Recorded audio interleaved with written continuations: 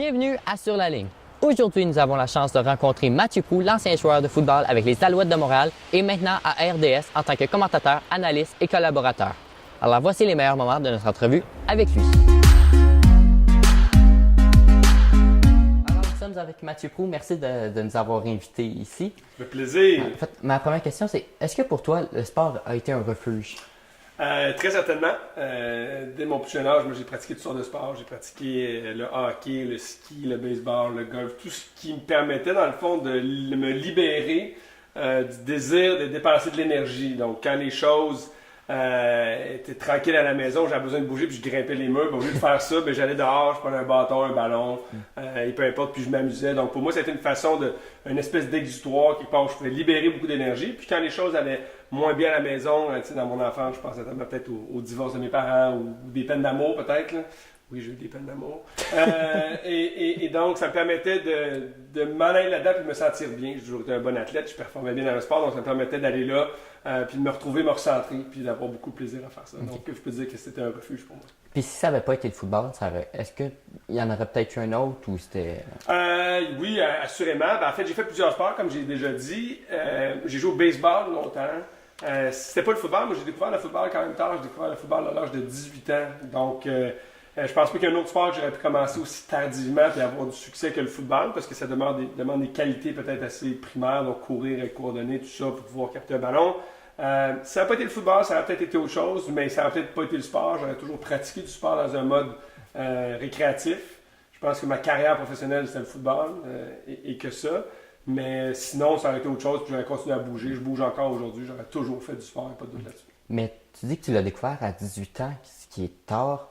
Comment ça, tu l'as découvert aussi tard? En fait, parce que le football, c'est un sport qu'il faut savoir est assez anglais de base. C'est une culture anglophone plutôt que francophone. Moi, je viens de Gatineau. Puis à Gatineau, il n'y avait aucune équipe secondaire francophone qu'il y en avait. Il n'y avait pas de cégep. Donc, pour commencer à pratiquer, il a fallu que je quitte la région de l'Outaouais pour jouer. Fait que j'ai commencé à jouer une année en Ontario. Donc, j'ai traversé la frontière pour aller jouer à Ottawa ma première année. On fait tous des erreurs, hein? J'ai joué des Anglais. Et donc, j'ai dû faire ça. Ma première année, ça a bien été. Puis là, après, je suis parti à Montréal pour venir jouer au cégep. Et donc, il a fallu que je quitte. Fait que c'est pour ça que je l'ai appris tard, parce qu'il n'y en avait pas jeune. Donc, c'est pour ça que je faisais plein d'autres sports. Puis j'ai appris le football à l'âge de 18 ans. Si on récapitule, t'es né au Nouveau-Brunswick. Ouais. T'as grandi à Gatineau. Ouais. T'as été à Ottawa. Ouais. Montréal. Québec. Ben, Laval, Québec. Ouais. Montréal. Et Montréal. Ouais. T'es essoufflé aussi, hein? C'est pas trop de déménagement pour en fait, non, moi je pense pas. C'est sûr que c'est pas toujours facile, mais moi quand j'étais jeune, là, j'ai habité, je suis né à Plaster Rock, j'ai déménagé à Cap-Pelé, j'ai habité à Caraquette, je suis allé à Moncton. Après ça, tu l'as dit, Gatineau, Montréal, je suis retourné à Gatineau, je jouais à Ottawa, je suis parti à Québec à l'université pendant 4 ans, puis là maintenant je suis à Montréal depuis 2005. C'est maintenant donc 13 ans que je suis à Montréal. Ça m'a donné une capacité d'adaptation très importante. Je pense que ça a été important de un peu me déstabiliser à plusieurs fois quand j'étais jeune, m'obliger à m'intégrer à un nouveau groupe d'amis, une nouvelle école, un nouvel environnement. Puis pour moi, ça a été une force. Puis c'est encore une force dans ma vie de tous les jours parce que je suis capable de m'adapter, peu importe je vais où.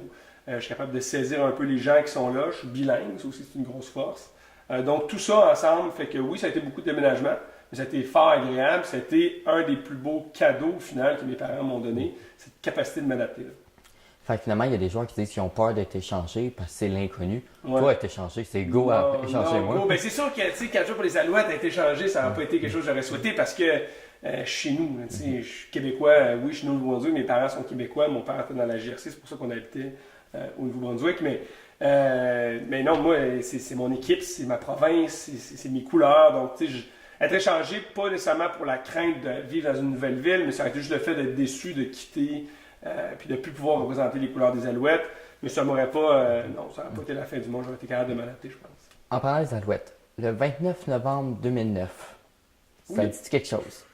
Le 29 novembre, c'est-tu le lendemain de la Coupe ou c'est la Coupe? C'est la Coupe. C'est la Coupe, ben oui. Ça me si je te dis le chiffre 13. Anthony Calvillo? Rough Riders, chiffre 13. Ah, 13 joueurs. 13 joueurs. Ouais, ok.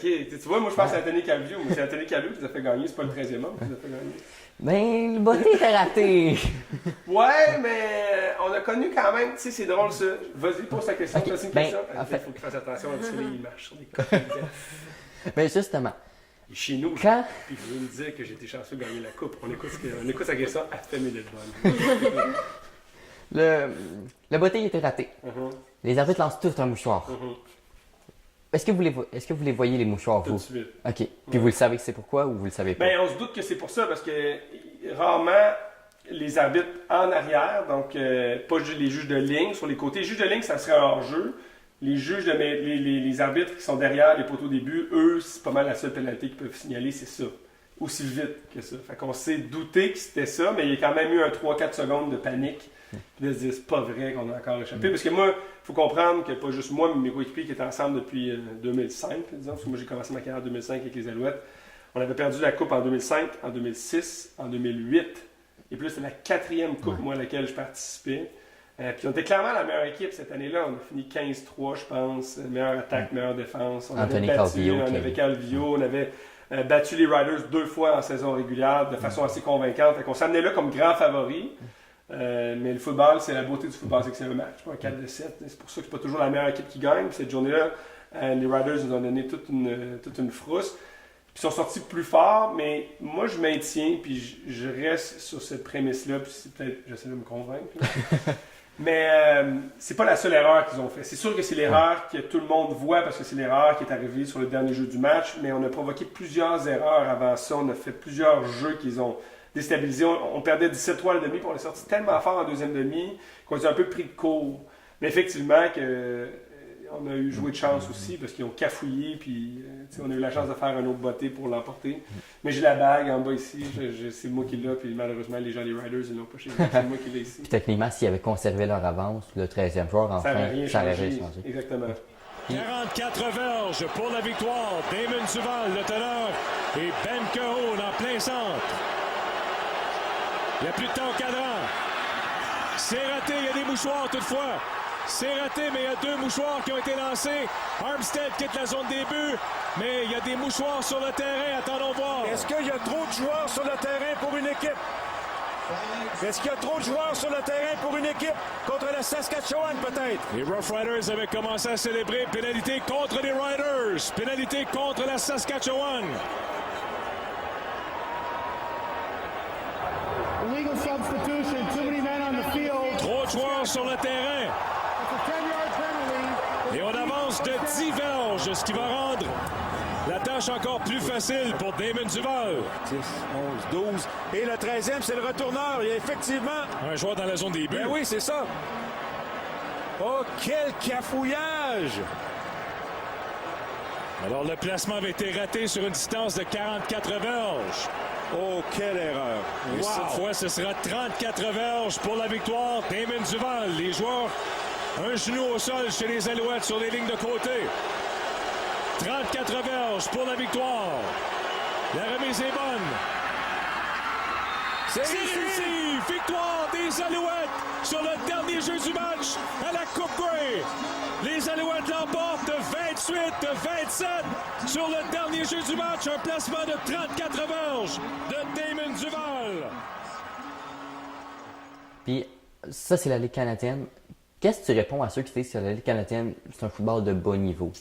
Je leur donne un bon coup de poing d'en face. Non, ça, non, mais ça me dérange pas. Non, mais c'est pas. Je suis très conscient que c'est une ligue de 2e niveau. C'est pas une ligue de bas niveau parce que c'est de l'excellent football, c'est du gros calibre de football. Il y a plusieurs choses que je dis à cet effet-là. Un, c'est que c'est 2 footballs complètement différents.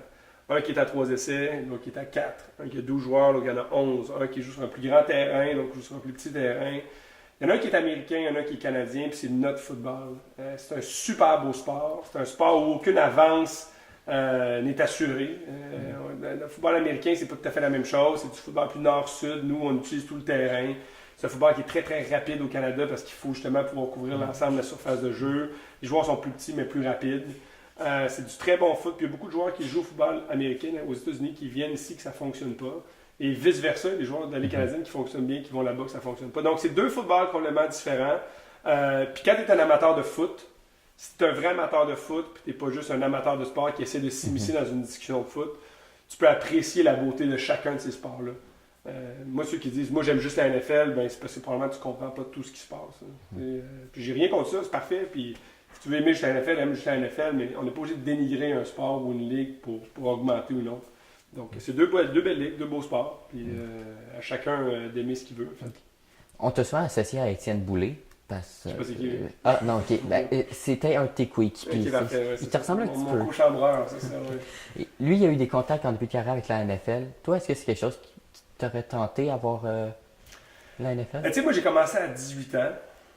J'ai jamais été en contact avec le football américain. J'ai jamais joué au football 4 essais. Donc, pour moi, ça n'a jamais été vraiment un objectif. Après coup, après avoir discuté avec plusieurs de mes coéquipiers, après avoir vu un peu ce qui se passe aujourd'hui, puis maintenant, l'accès qui est beaucoup plus facile, beaucoup plus de joueurs canadiens accéder à la NFL. C'est sûr que peut-être j'aurais aimé tenter ma chance, mais ça n'a jamais été un regret. C'est vraiment pas un regret que j'ai. J'ai beaucoup, beaucoup apprécié jouer ici. Je pense que j'ai beaucoup plus au final à avoir joué chez nous à Montréal pour les Alouettes que de m'être promené puis d'avoir été un journeyman, comme on appelle dans la NFL. Je sais pas si j'aurais pu jouer de toute manière. Je vais quand même être assez humble dans mes capacités. Mais je pense que je suis un bon joueur de foot, j'aurais probablement pu faire des camps, j'aurais pu avoir des essais, mais ça n'a jamais été un objectif. J'avais pas d'agent non plus, c'est moi qui négociais mes propres contrats. Donc j'avais fait des démarches aux États-Unis pour essayer d'y aller. Mais ça a été, non, j'ai aucun regret, j'ai pas eu d'aspiration d'NFL. Puis aujourd'hui, ben, à cause du fait que j'ai joué pour les Alouettes, que j'ai été une personnalité sportive ici à Montréal, ben, je peux vivre de ma passion, qui est d'être un animateur et un chroniqueur sportif, ce qui est absolument merveilleux. T'sais, quand tu joues à l'extérieur, les gens te voient moins, c'est plus difficile de te placer dans ce monde-là après ta carrière. Donc moi, je me compte extrêmement privilégié d'avoir joué dans la Ligue canadienne, ma carrière dans la Ligue canadienne ici à Montréal, puis de pouvoir poursuivre dans cette année. Tu parles de ta carrière, puis tu as joué pendant 5 saisons. Pourquoi t'as arrêté aussitôt? Est-ce que c'est à cause d'une blessure? J'ai joué 6 saisons. J'ai joué de 2005 à 2010. J'ai arrêté à cause des blessures, c'est clair, parce que ça allait bien. Maintenant, la saison, ça allait super bien. J'étais partant. Je jouais très bien. J'avais une belle place établie dans la ligue. J'avais 29-30 ans, ce qui est encore un âge respectable pour jouer au football. Passé 32, 33, ça commence à être plus difficile, mais à 30 ans, j'étais encore en forme. Mais en finale de l'Est, juste avant d'aller gagner dans la Coupe Vue, je me suis déchiré le croisé antérieur, qui est une récupération d'à peu près 6 à 9 mois. Donc, il y a une chirurgie. J'avais prêt pour le camp. Et puis, c'était pas juste une blessure. Moi, là, j'ai 3 opérations aux chevilles. Je me suis déchiré des ligaments. Je me suis fracturé les chevilles. Je me suis fracturé les 2 tibias. J'ai déchiré les ligaments dans mes 2 genoux. J'ai 3 chirurgies aux genoux. J'ai plus de ménisque dans mon genou gauche. Je me suis déchiré des ischios. Je me suis cassé des côtes. Je me suis cassé des doigts. Je me suis déchiré un os dans l'épaule. Une séparation de celle-là, puis j'ai 5 commotions. À un moment donné, on calcule tout ça, puis on se dit, tu sais, j'ai beaucoup aimé ce que je faisais. Pour moi, c'était pas des obstacles, c'était plus des épreuves puis des défis. À un moment donné, ça a été comme le signal à la fin là, de déchirer le croisé, puis de dire, ouais, je pense que là, 6 ans, 2 Coupes Grey, j'ai accompli ce que j'avais accompli, peut-être temps de passer à la prochaine étape de ma carrière. Donc aujourd'hui, plus de blessures. Beaucoup de blessures, je traîne tout ça. Il n'y a pas de faire, seulement j'ai pris des anti-inflammatoires ce matin.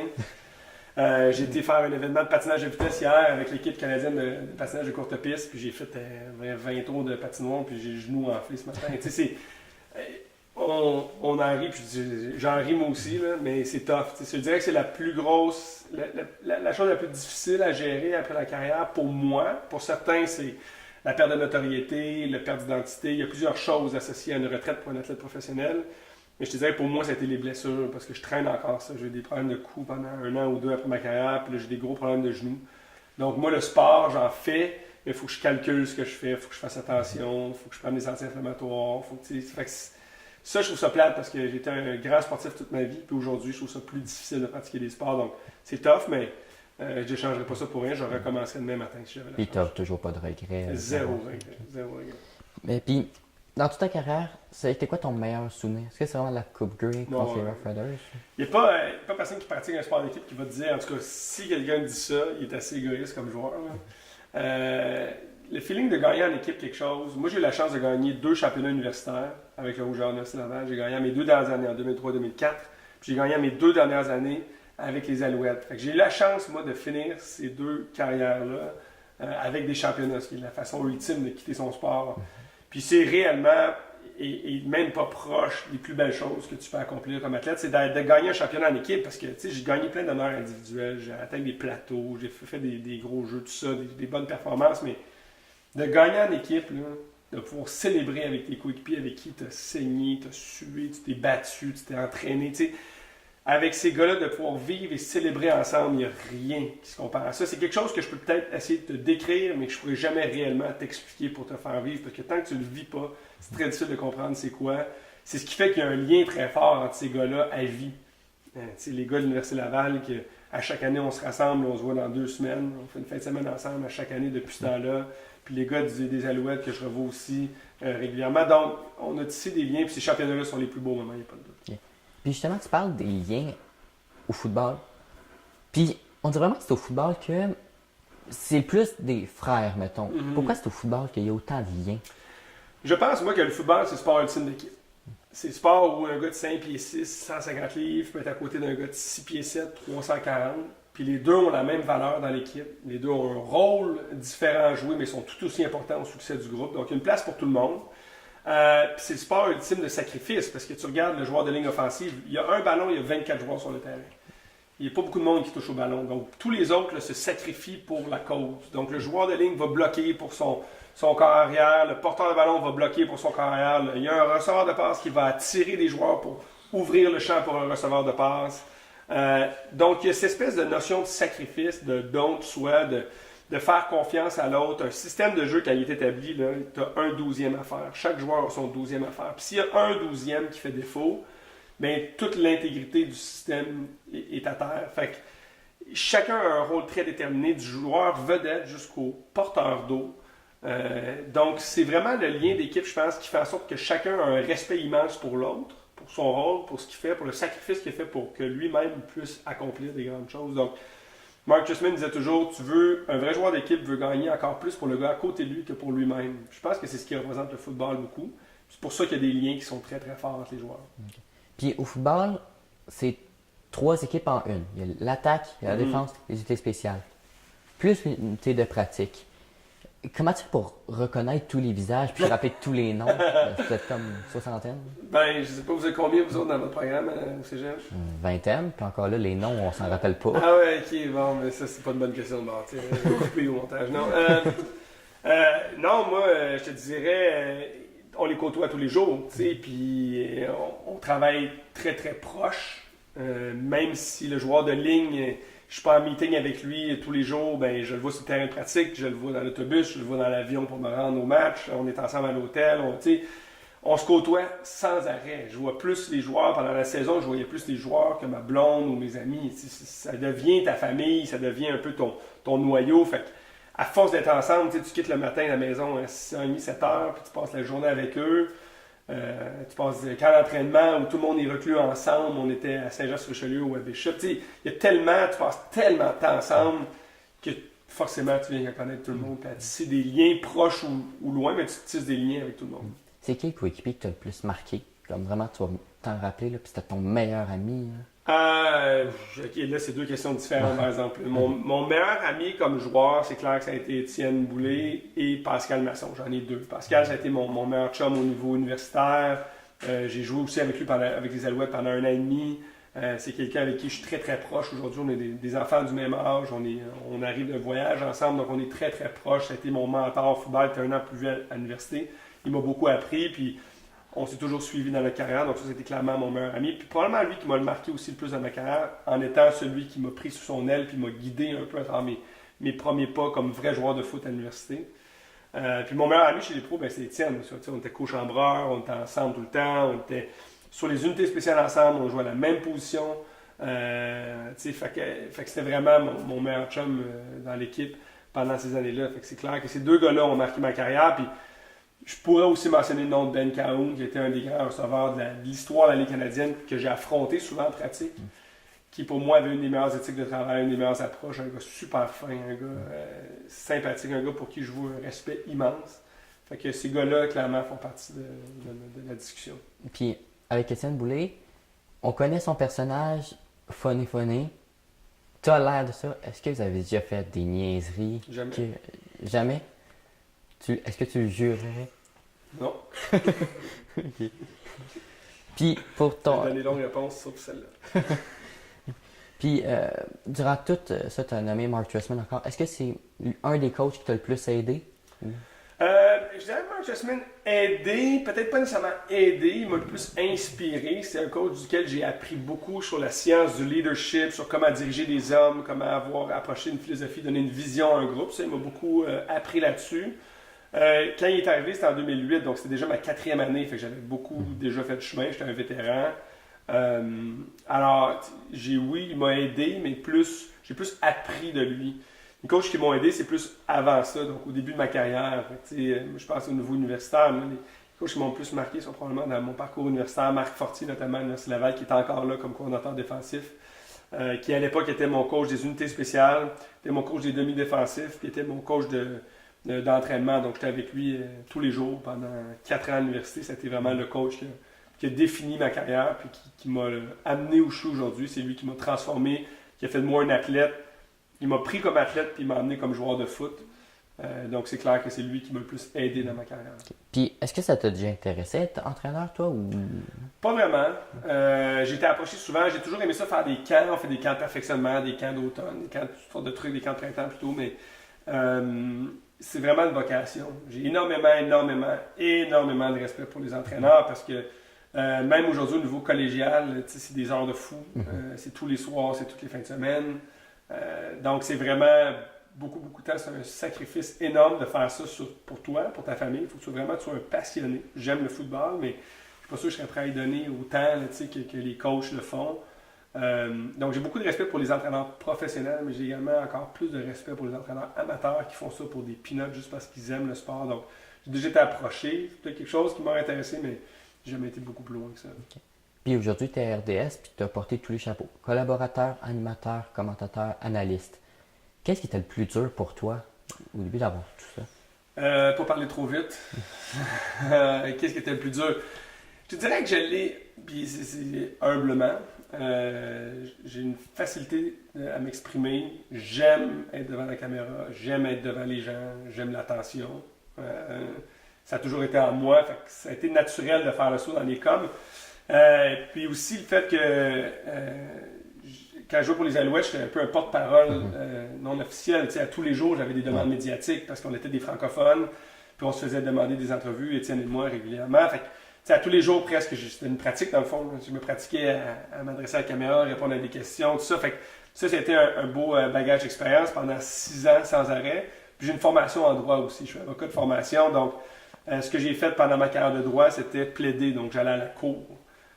Puis essentiellement, ça se ressemble beaucoup à ce qu'on fait à la télé. On prend un problème, on le décortique, on l'analyse, puis après ça, on le vulgarise, puis on le simplifie pour l'expliquer à quelqu'un. À la cour, tu le fais à un juge ou à l'avocat adverse, puis dans le sport, ben, tu le fais à la caméra. Fait que tu prends le match, tu essaies de décortiquer les forces et faiblesses en présence, puis tu t'adresses à la caméra pour dire ce que tu en penses, pour que les gens comprennent et apprécient. Donc, il y a beaucoup de similarités. Donc, ma formation en droit, puis mon expérience comme athlète professionnel m'ont amené là pour faire en sorte que c'était une transition assez en douceur. Il n'y a pas vraiment rien que j'ai trouvé très difficile. J'ai surtout très apprécié ce passage-là qui s'est fait tout en douceur pour moi. Okay. Puis, justement, tu parles du droit. Qu'est-ce qui t'a convaincu d'aller vers le football et non vers le droit? Le plaisir, je pense, tout simplement. C'est mon cœur qui m'a guidé. À un moment donné, dans la vie, tu arrives à aller croiser des chemins pour toutes sortes de choses. Puis moi, je suis arrivé à la croiser des chemins à ce moment-là où j'avais une opportunité de travailler dans un cabinet à Montréal. Ça faisait quelques années que je travaillais pour eux. Ça allait bien. J'avais une belle opportunité d'emploi avec eux. Puis en même temps, j'ai été approché par plusieurs médias pour travailler avec eux. Donc, l'ensemble des grands diffuseurs m'ont approché. Puis j'ai eu l'opportunité de sauter là-dedans. Puis j'ai consulté mon grand-père, qui est un peu mon mentor, qui était le premier juge en chef de la Cour du Québec, Albert Gobeil, qui est un grand juriste, puis qui était pour moi quelqu'un de très sage, qui est toujours quelqu'un de très sage pour moi, avec qui j'aime partager. Puis je suis allé consulter pour voir qu'est-ce qu'il en pensait. Puis tout de suite, il m'a dit « Go, vas-y, essaye », parce que tu ne peux pas avoir le regret de ne pas avoir fait ça. Puis le droit, c'est magnifique, ça ouvre toutes les portes, mais il s'agit d'en prendre une pour s'en sortir. T'sais. Puis c'est un peu ça que j'ai fait, j'ai quitté le droit, puis depuis ce moment-là, j'ai jamais regretté. J'adore le fait d'être dans le monde du sport. On est quoi là? On est jeudi? Ouais. Il est 10h du matin, il est 8 mars. Bonne journée de la femme à toutes les femmes qui nous écoutent. J'ai 2 filles et une conjointe, fait que les femmes, j'ai énormément de respect pour ça, je l'ai toujours eu, là, je suis en train de me caler vers. Non, parce que il est jeudi, 10h, puis je suis à la maison en train de faire une entrevue avec vous, ce qui est super le fun. Au lieu d'être à la cour en train de stresser pour savoir quel argument je vais sortir à la cour, puis au juge pour convaincre que mon client... Le niveau de responsabilité, de stress, ce que je fais là, par rapport au droit, si à la cour, je plaide le mauvais article de loi, puis je plaide la mauvaise cause, puis mon client perd 150 000, une petite source de stress, d'angoisse, puis je me sens mal. T'sais. Si je vais à la télé puis je dis les Pats vont gagner le Super Bowl, puis les Pats perdent le Super Bowl, ça change. C'est la fin du monde. Il n'y a pas personne qui. C'est un peu ça. Fait que, le niveau de stress, moi, je fais du mieux que je peux, j'essaie de donner la meilleure analyse, mais au final, le niveau de responsabilité puis d'engagement dans tout ça est beaucoup moins élevé. Puis donc, le niveau de stress est beaucoup moins élevé. Fait que c'est pour ça que j'aime beaucoup ce que je fais là. Je suis pas trop stressé, je fais ce que j'aime, je parle de foot, puis la vie est pas mal bonne. Okay. Sinon, à part le sport, qu'est-ce que tu aimes d'autre dans la vie? J'aime mes enfants. Ça semble cliché comme. Mais en fait, ça, c'est l'autre affaire aussi, une des raisons pour lesquelles j'ai décidé de faire cette profession-là, c'est que je savais que j'aurais plus de temps avec mes enfants. Les carrières de droit maintenant dans les cabinets privés, comme on les connaît, c'est des heures de fou. Puis j'étais pas prêt à faire ça pour sacrifier ce temps-là avec ma famille. Donc, le choix de carrière que j'ai fait, pour moi, ma conjointe, les choix qu'on fait, c'est pour nos enfants, pour passer du temps ensemble, pour vivre des moments avec eux, puis pas avoir de regrets plus tard. Donc, ça semble cliché comme réponse au début, mais c'est tout à fait ça. Je fais mes choix de vie en fonction de la famille, puis des choses qui sont importantes pour moi. Puis quand je dresse la liste des choses importantes dans ma vie, bien, les enfants viennent en haut de la liste. Fait que je fais mes choix en fonction de ça. Fait que je passe beaucoup de temps avec eux, on voyage ensemble, on fait du sport ensemble, on fait des activités ensemble. Ce matin, on faisait des cabanes ensemble à la maison. Non, mais tu sais, c'est ça. Pour moi, c'est vraiment ça. C'est la beauté de la vie, c'est les enfants. Mais sinon, j'aime beaucoup de choses. J'aime voyager, j'aime cuisiner. D'ailleurs, tantôt, on va faire une recette. J'aime cuisiner, j'aime faire des rénaux. J'aime un paquet de choses. Je lis beaucoup de livres. J'aime beaucoup lire. Je te dirais que je suis pas un gars qui a une chose en particulier, une passion. J'aime vraiment de tout. J'aime parler de tout. J'aime passer du temps avec des amis. Puis c'est pas mal ça. Ah, toi, ça drôle, c'est drôle. Ouais, non. Je trouve que je suis drôle. J'aime tout.